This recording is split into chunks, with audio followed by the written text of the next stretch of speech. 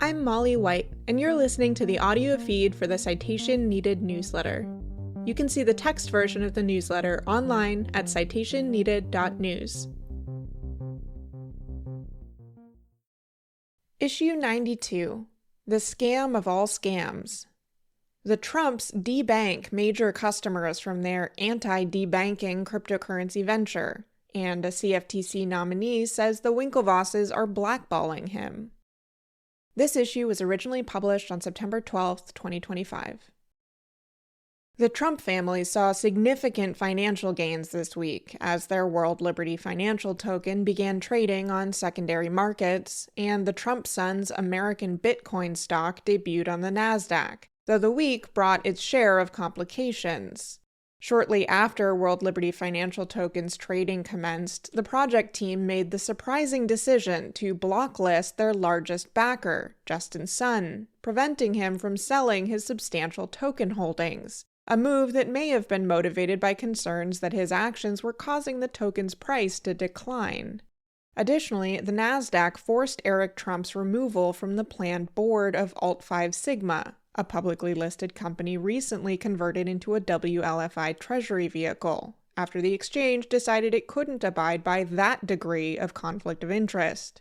The NASDAQ seemed less troubled by similar conflicts arising from other World Liberty executives who will take positions on Alt5 Sigma's board as originally planned.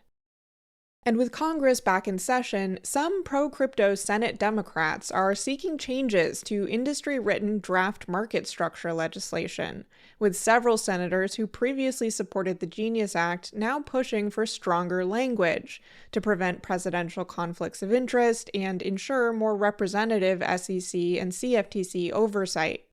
It remains to be seen whether these demands will translate into meaningful opposition or simply become bargaining chips in ongoing negotiations. Trump business interests. WLFI opens for trading.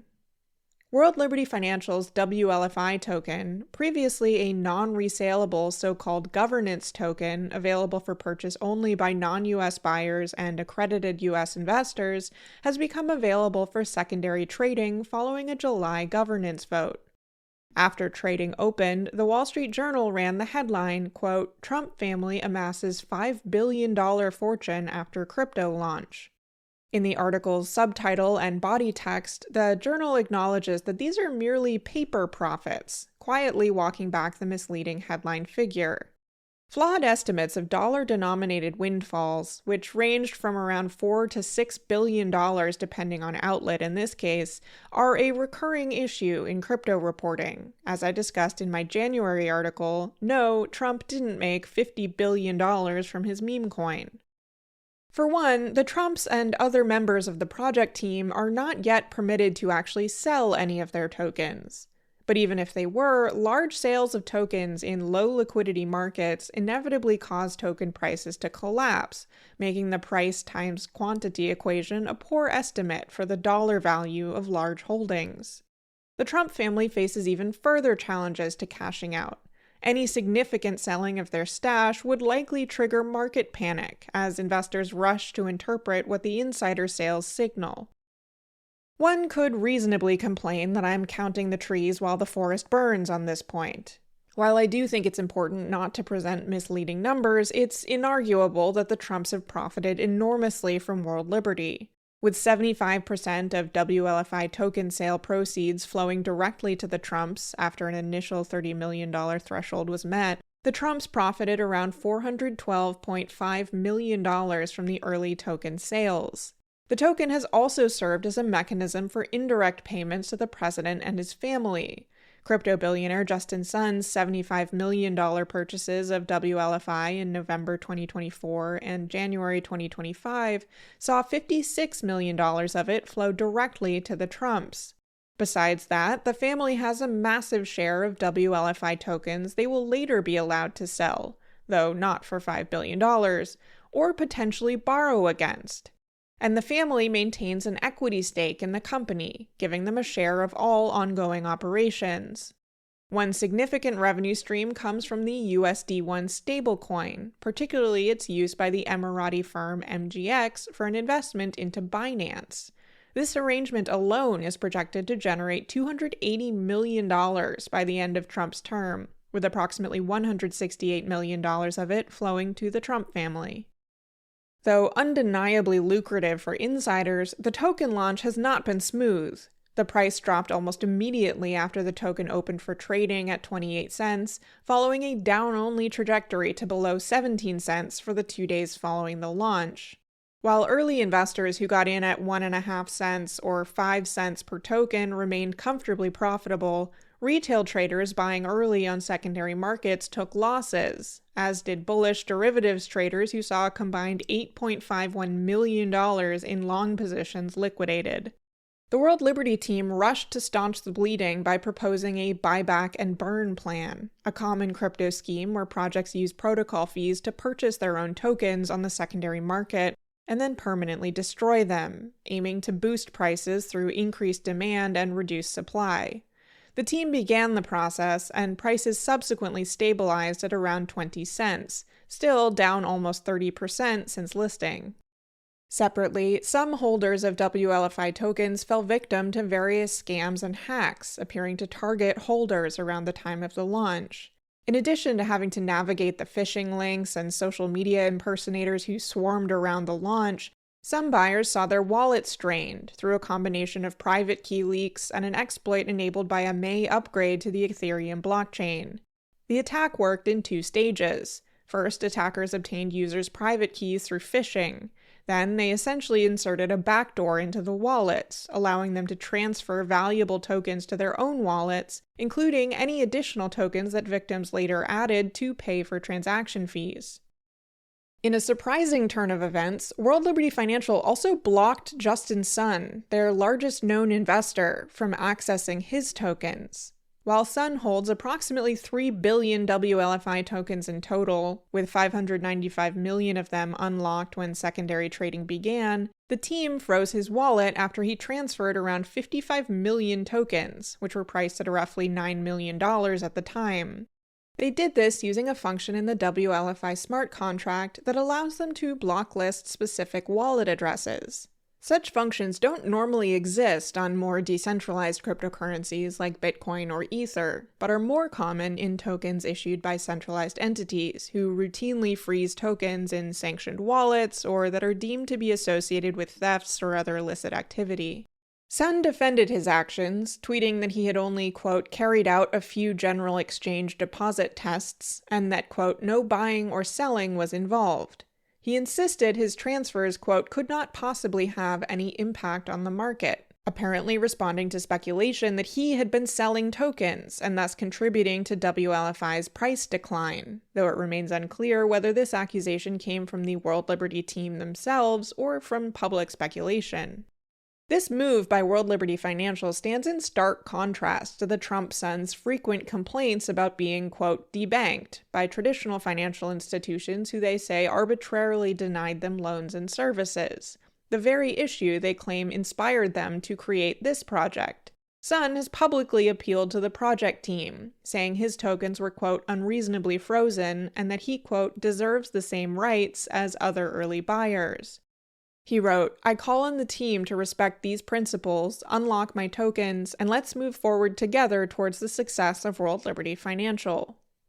Perhaps in an attempt to mollify the World Liberty Financial team, Sun tweeted the following day that he planned to purchase another $10 million in WLFI and $10 million in shares of Alt-5 Sigma.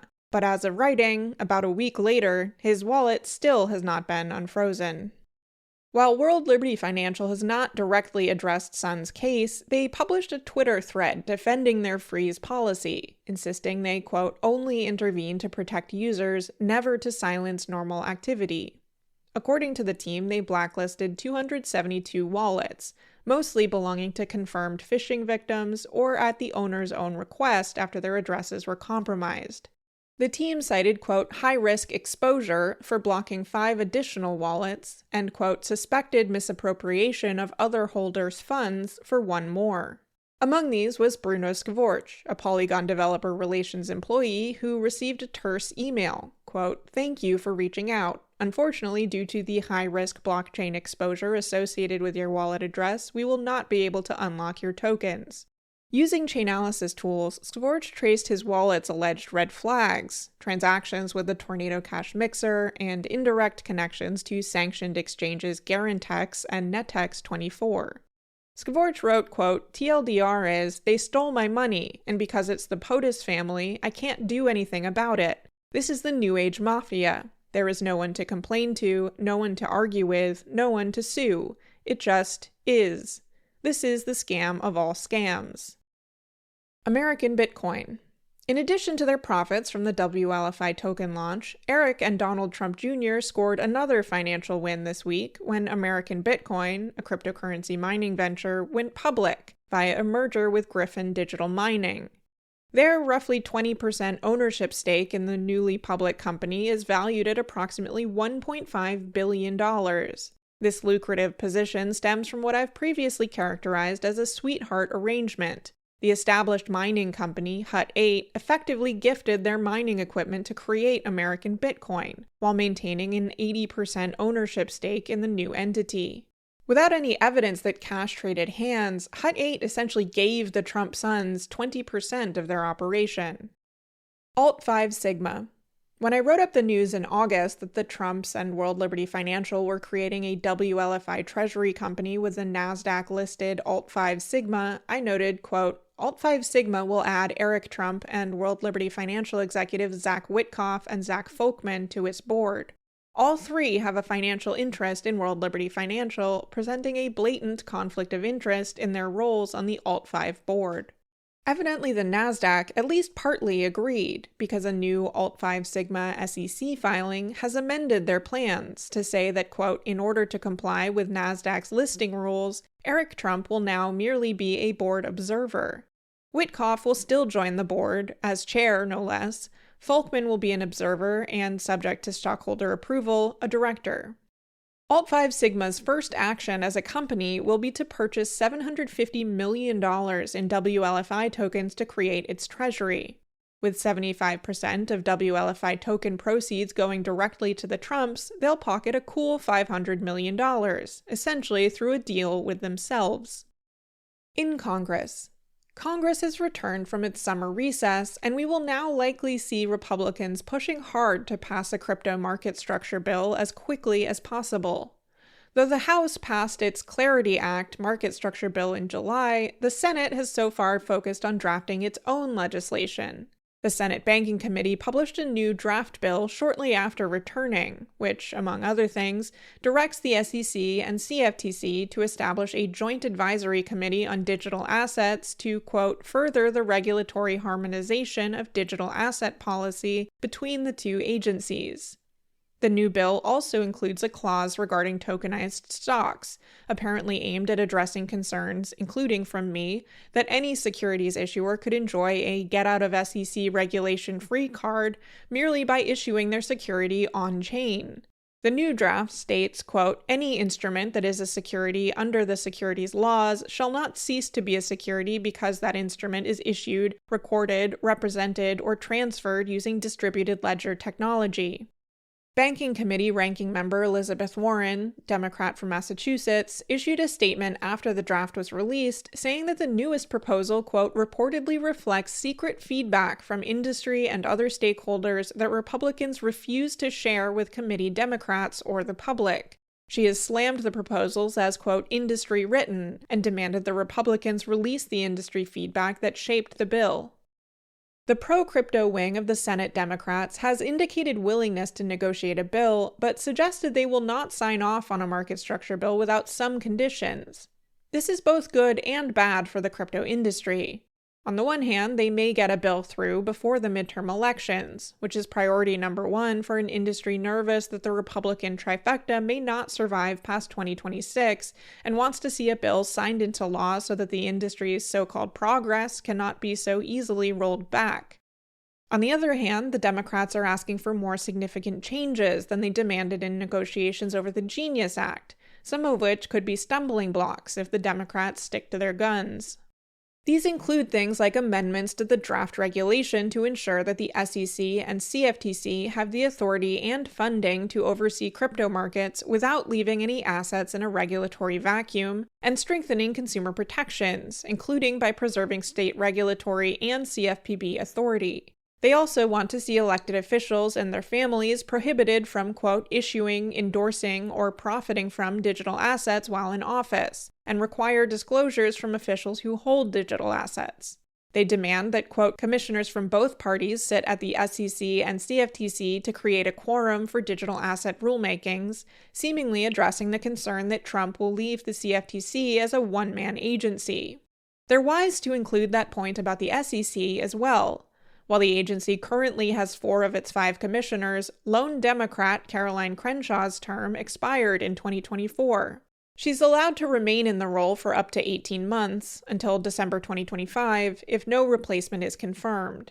No nominee has been put forward, and her renomination by Biden in 2024 was stymied by pro-crypto Republicans in December 2024 when they delayed her confirmation vote so that it would not happen before Biden left office.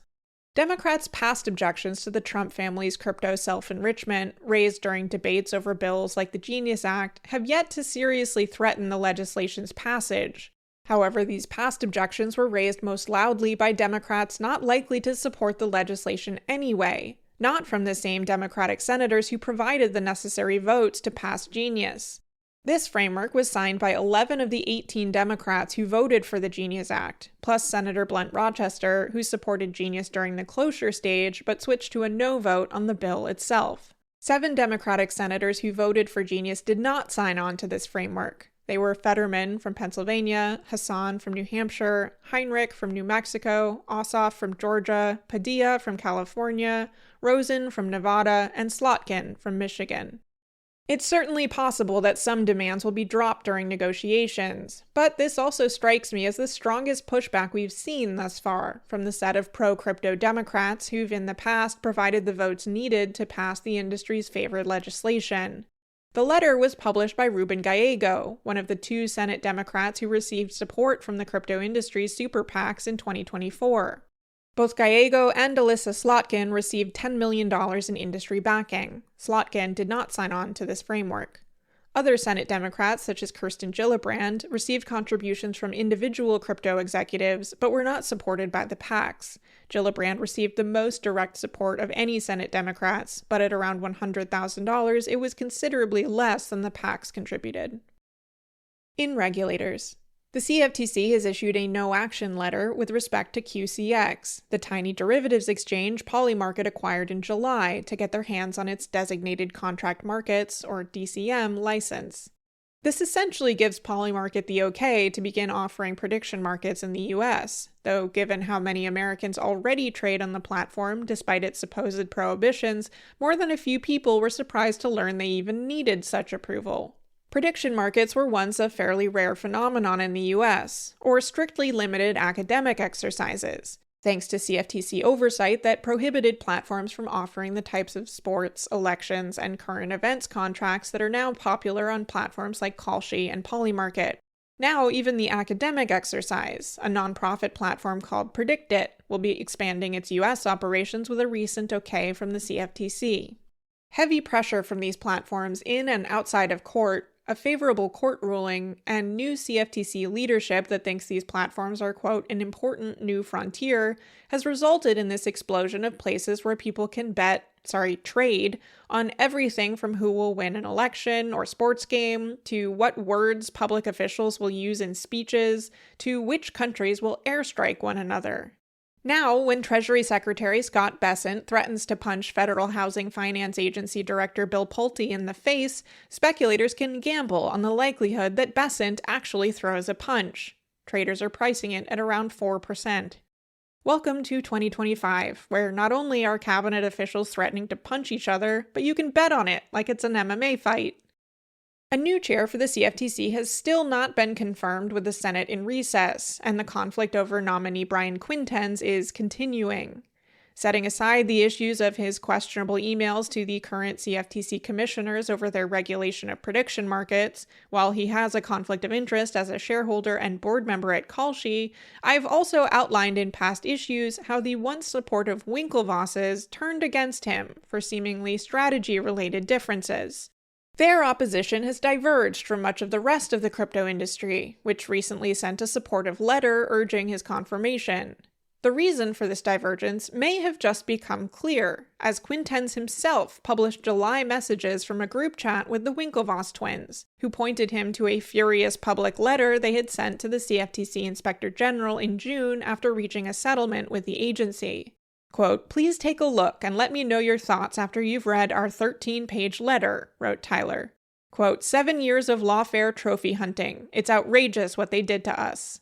Quintenz doesn't really push back in the conversation, though he seems to try to delay the conversation until his confirmation, writing that their complaints, quote, "should be unequivocally left to a fully confirmed chair, but that he, quote, will address this fully and fairly if and when I am confirmed."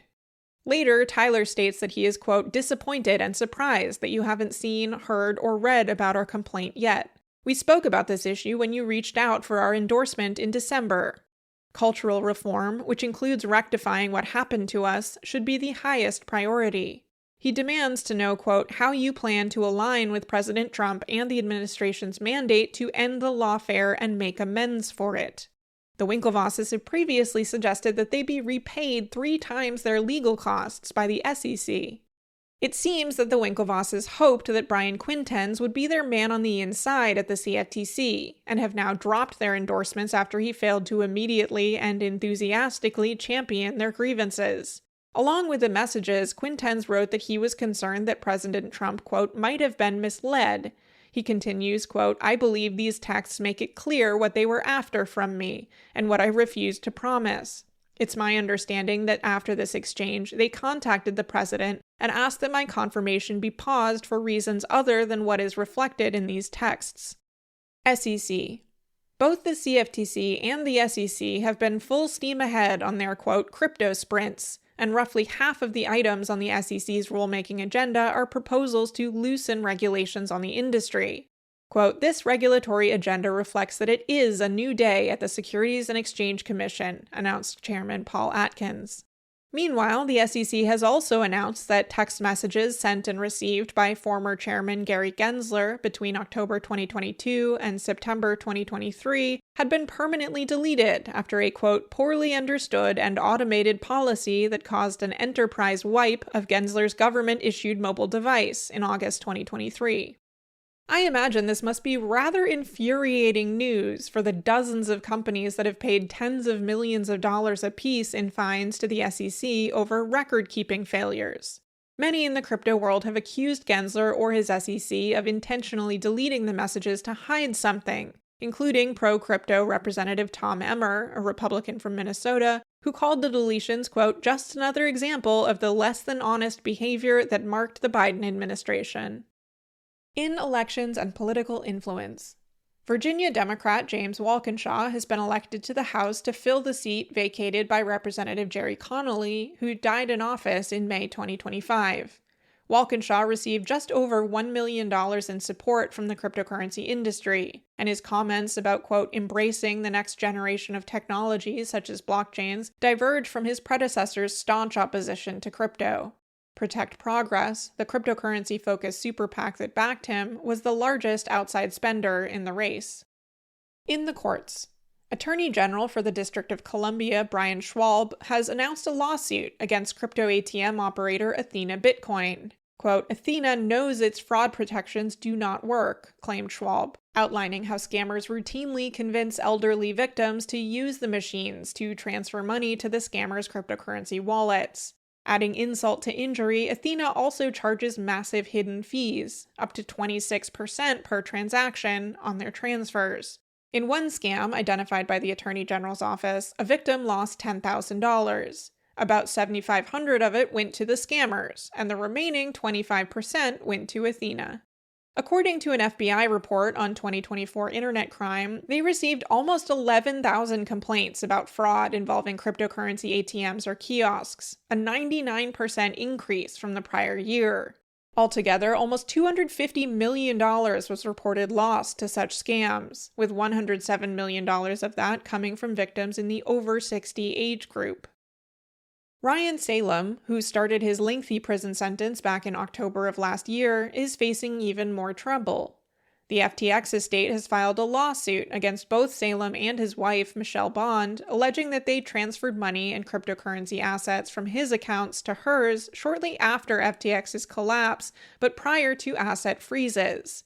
They also claim that he purchased and transferred ownership of a $4 million property to Bond, which plaintiffs also allege was an attempt to shield it from recovery by the FTX debtors. Two former executives of the Cred cryptocurrency lending service have each been sentenced to more than 3 years in prison for their role in the fraud that ultimately ended with the 2020 collapse of their company. CEO and co-founder Daniel Schatt and CFO Joseph Padulka claimed to their customers that they engaged in only, quote, collateralized or guaranteed lending, hedged their investments, and held, quote, comprehensive insurance. In reality, they were hiding that, quote, virtually all the assets to pay the yield were generated by a single company, whose business was to make unsecured microloans to Chinese gamers, and that they had none of the hedges or insurance they claimed. Around $150 million was lost based on prices at the time, though based on current crypto prices, the estimate is much larger. Schatt will spend 52 months, or 4.3 years, in prison. Padulka will serve 3 years. Crypto kidnapping continues to be a major issue in France, where police have just arrested 7 people and rescued a 20-year-old Swiss man who had been kidnapped and held hostage for several days as his captors demanded a ransom. The Web3 is going just great recap. There were 5 entries between August 28 and September 11, averaging 0.3 entries per day. $55.8 million was added to the grift counter. $41.5 million was stolen from Swissborg in a Kiln API exploit. A massive NPM supply chain attack put crypto transactions at risk. The Nemo protocol was exploited for $2.4 million. A Venus protocol user was exploited by $13.5 million, although most of the funds were later recovered, and the Bunny decentralized exchange was exploited for $8.4 million. Worth a read. A lot of journalists really struggle to accurately cover Wikipedia, but Josh Jeja did an incredibly good job of it in this very long read in The Verge. It's titled Wikipedia is Under Attack and How It Can Survive. In the wake of another First Amendment violating demand from Congress, he outlines how Wikipedia's editing community works, the project's strengths and weaknesses, and the threats it faces. Parker Malloy wrote up a story in The Present Age about CBS News installing the bias ombudsman they promised to hire in order to get their merger approved. You won't be shocked to learn it's a Trump lackey. And that's the way it is, according to the Trump Ministry of Truth. In the news, I went back on the Majority Report with Emma Vigeland to talk about how Trump is profiting from the cryptocurrency industry while simultaneously demolishing regulations. We also talked about prediction markets and the crypto industry's influence in the upcoming midterms. That's their September 4th episode, or you can find the clip titled Trump Family's Crypto Cash-In. That's all for now, folks. Until next time, this has been Molly White. Thanks for listening to this issue of the Citation Needed newsletter. If you would like to support my work with a free or pay-what-you-want subscription to the Citation Needed newsletter, or if you would like to receive these issues in your email, go to citationneeded.news/sign-up. If you enjoyed the podcast version of this episode, please consider leaving a rating or review in your podcast player of choice.